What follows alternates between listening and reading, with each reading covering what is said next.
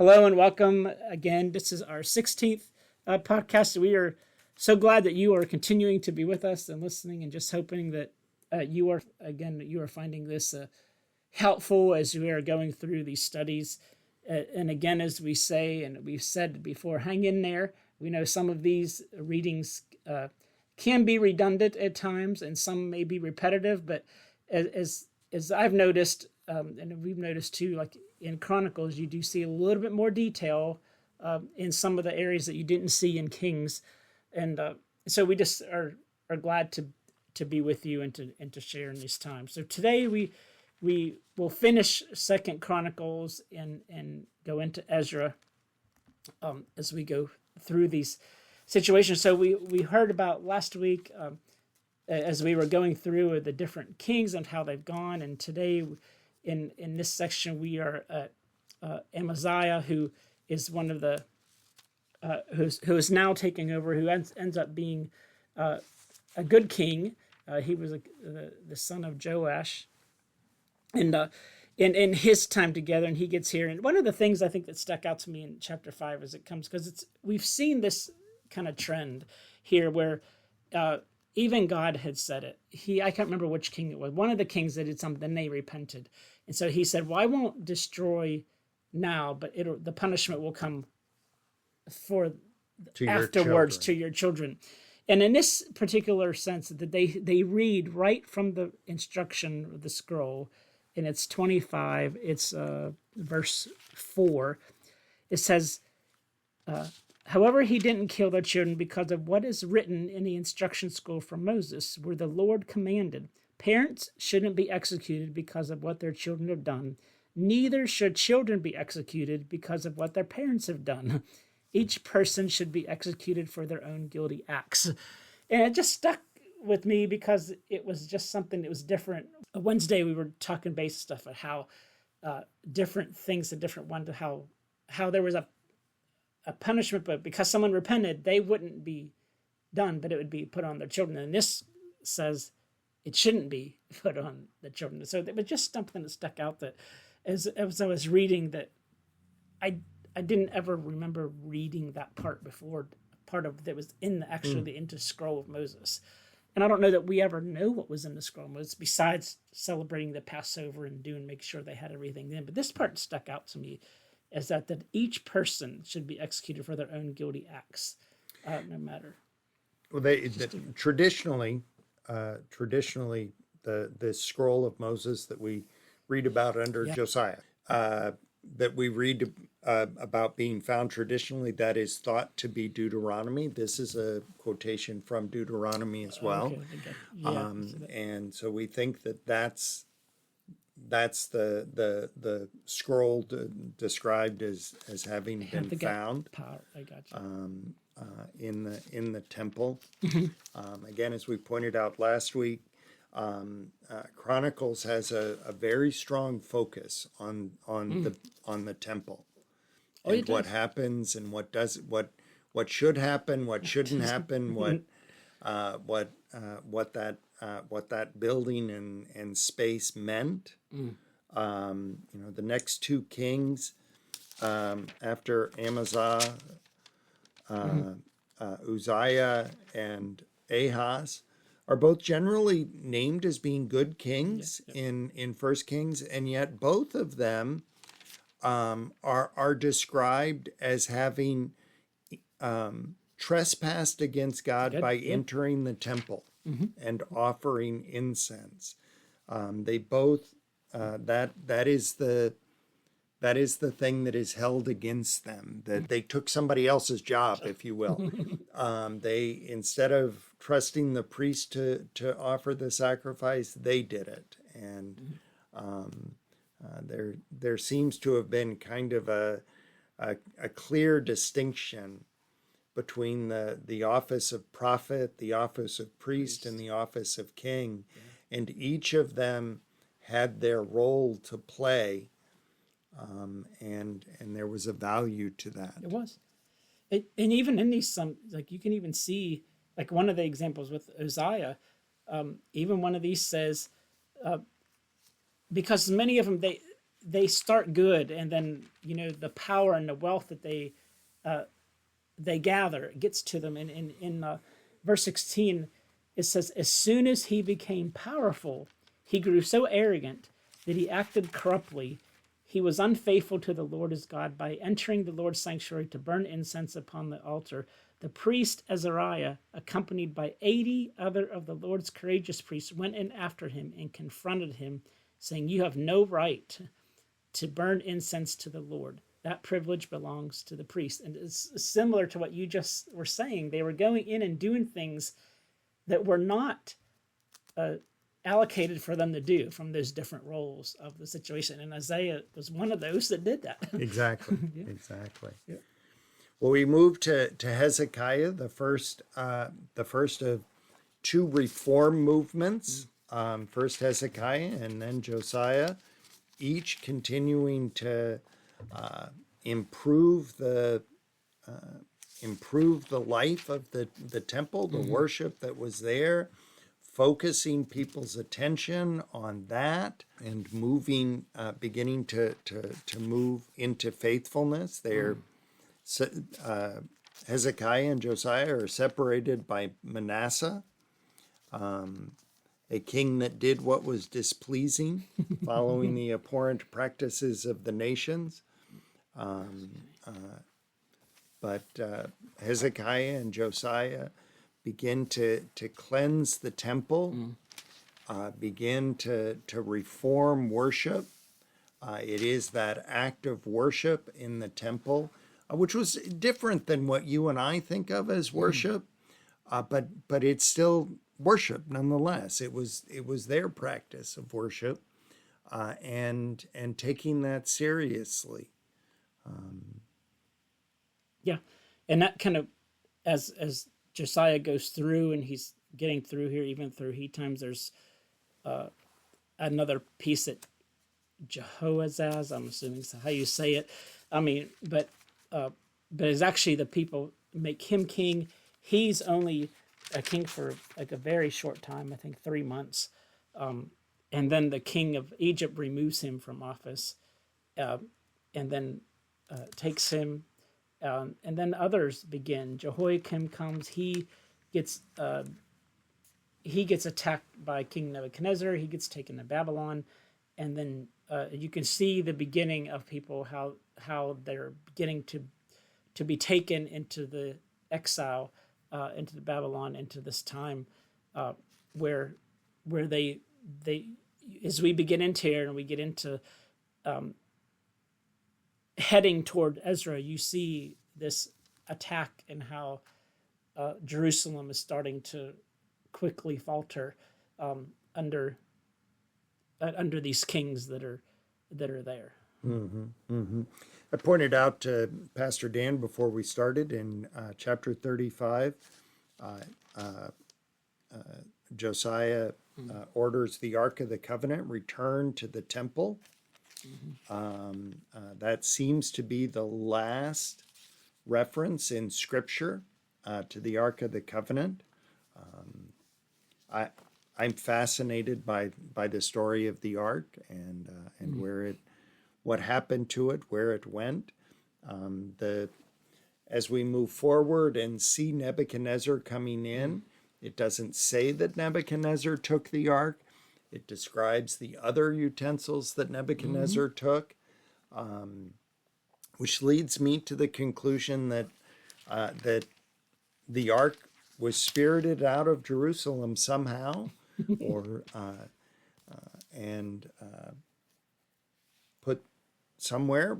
Many of you all have already heard me say I subscribe to the theory that it was spirited out of Jerusalem, made its way down the peninsula, and currently is in Axum in Ethiopia.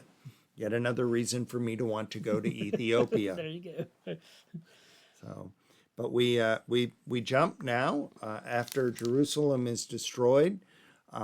In our Bibles, we turn a page between 2nd Chronicles and Ezra.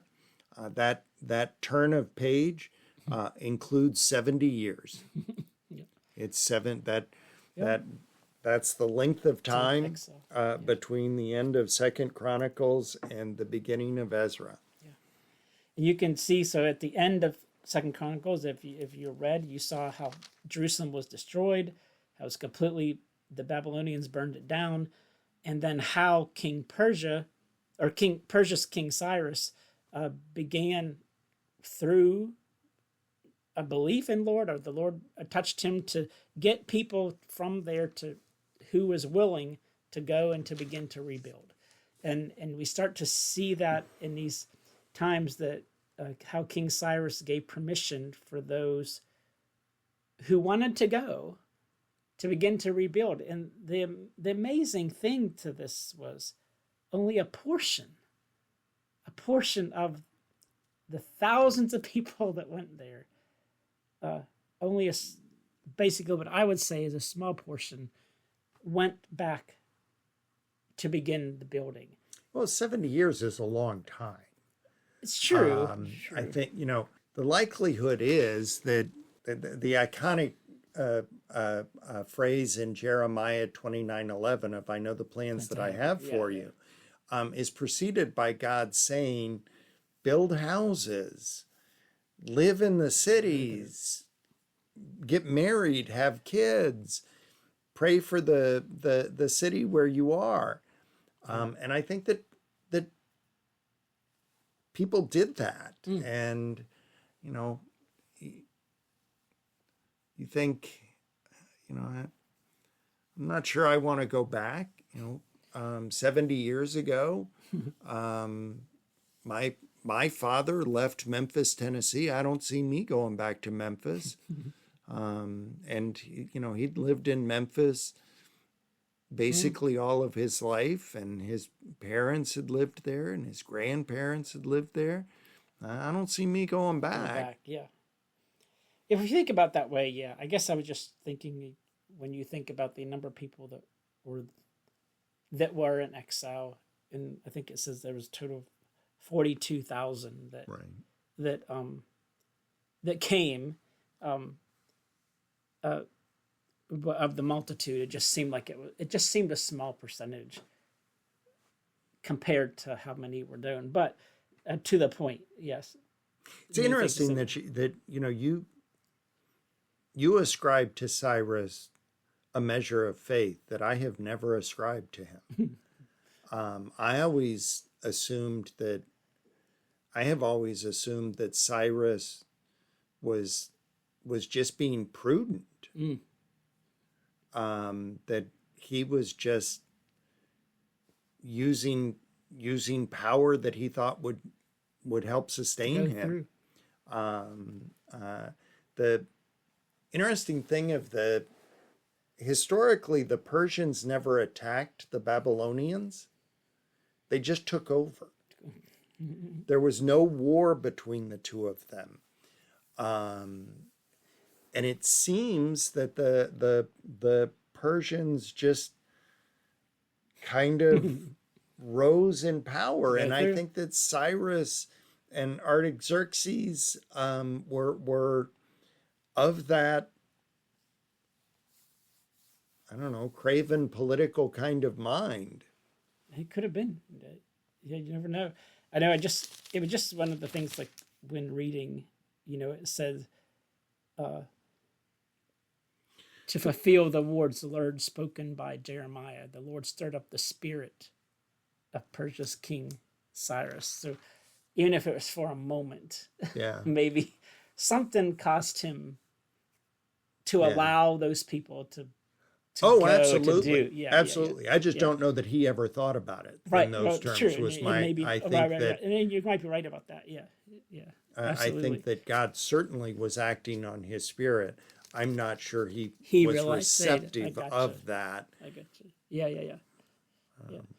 So, and as they continue to go, of course, some of the, like I said, you have this group that go and they begin to rebuild the altar. First, so they get on a location, they begin to rebuild the altar, and of course, they face opposition. People come in and are questioning why they do this. They make this big letter to, however that king's name is, Artaxerxes. Yes, him. They make this letter to stop it, he stops it, but then Haggai and Zechariah, this is where we're getting here, or both prophets, encourage the people to continue on. Like, if this is what basically telling them this is what we're supposed to do. We're supposed to be building God's house. And so through that encouragement, and even though they felt more, they actually were ones who said, well, it was King Cyrus who decreed that we could do this. And so they end up to going to this new King Darius to find out, okay, did this really happen? And then he sends him back a set and basically shares the decree that Cyrus wrote that says, yes, indeed, this was supposed to happen into thing. And then that's when, like, all of a sudden Ezra comes into the picture. But go ahead. As I remember the kings of Persia, and for our listeners, there is every chance you're going to Google this and find out I was wrong. Please be sure to send me an email. As I remember, it's Cyrus, Artaxerxes, Darius, Artaxerxes. Okay. Different Artaxerxes the first and Artaxerxes the second. Yes. So it's I will point out, since I've already gone down the rabbit hole of the Ark of the Covenant, that in the rebuilding of the altar and the rebuilding of the temple, it never says they brought back the ark. No, it doesn't. And given the detail that they give to everything, I do believe that if the ark had been taken, that they would be bringing it back.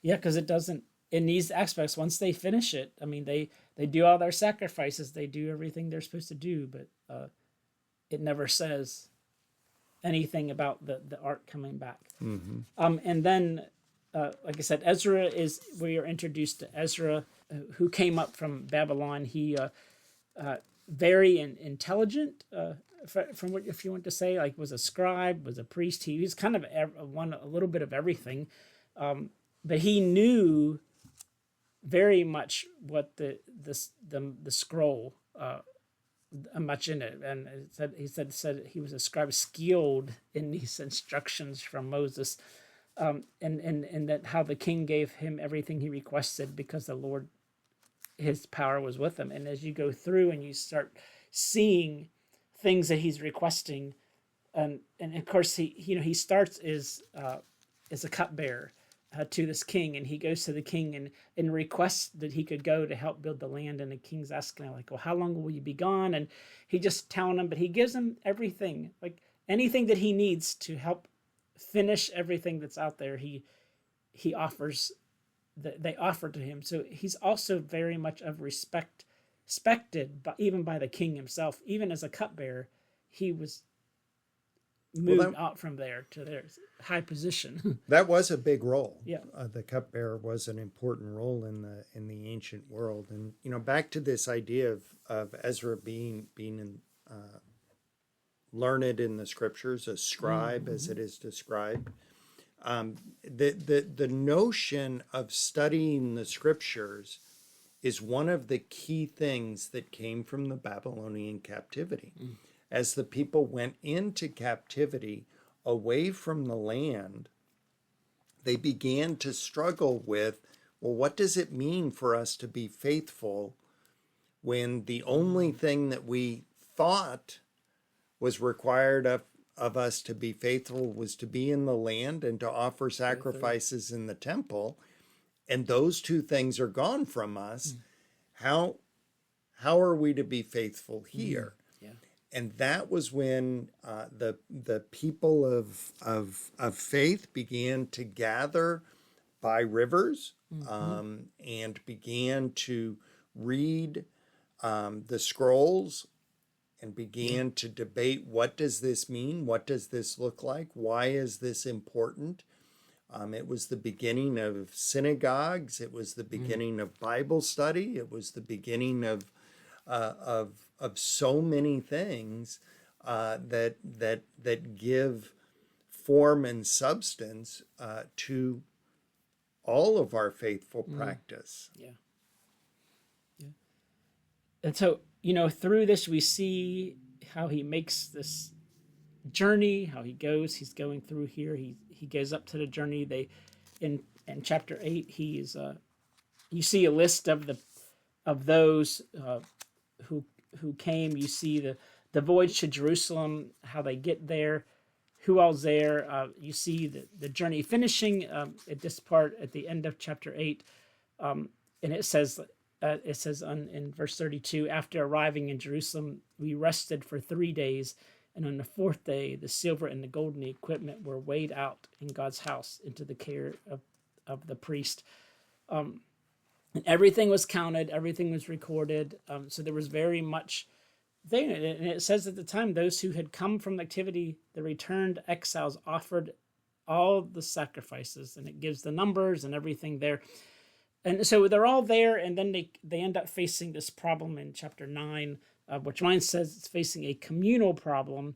And basically it says that there were people of Israel, priests and Levites, that hadn't kept themselves separate from the neighboring lands. So people were intermarrying. People were doing the exact things that they were not supposed to be doing, which caused Ezra to really mourn, basically. He tore his clothes and his cloak. He pulled hair out of his head and his beard, it said. And it said... Apparently he had more hair on his head than I do. I can't spare any. But it just his reaction, because he knows this was something they were not supposed to be doing, of how they were to do this. And then he said, then they all trembled at the words of the God of Israel gathered around him, of the transgression of the returned exiles, while I remained sitting in shock until the evening sacrifice. It affected him so much that he just sat there, really probably in shock of what done. But he offers this beautiful prayer, really very humbled when he starts. He says, my God, I'm too ashamed to lift up my face to you. And I thought, wow, not only for himself, but he falls down on his knees. He spreads his hands to the Lord. He says, our iniquities have risen higher than our heads, and our guilt has grown to the heavens. And just a powerful, powerful words, how he's really seeking the forgiveness and the things for the God and for the people in this sense. It does, though, I think, draw us to the tension that is present throughout the scriptures in terms of how do we as people of faith relate to neighbors that don't have faith. Do we separate ourselves completely? Do we refuse to talk to them? Do we, not go to their barbecue, don't invite them to our barbecue kind of thing? Or are we to interact with and it's the tension is present in Scripture. Yeah. It's not a single voice telling us never have anything to do with people who don't share your faith, don't eat their food, don't talk to them, don't marry them. Then there are other passages that talk about us as the light to the nations, talking about reaching beyond for all nations to come to the house of the Lord. There is this both and in Scripture, and I think the both andness is a part of our lives. Yeah, we live with that tension of how do we as people of faith live with those that do not share our values. That's a really good thing of how to think about. I mean, you see how the community spawns in chapter 10 at the end of Ezra. It says, people come together, crowd around him. They see how Ezra was praying and confessing, and people came around him and wept in distress as well. Even kind of confessing what they've done. And so that kind of takes us to this end of Ezra.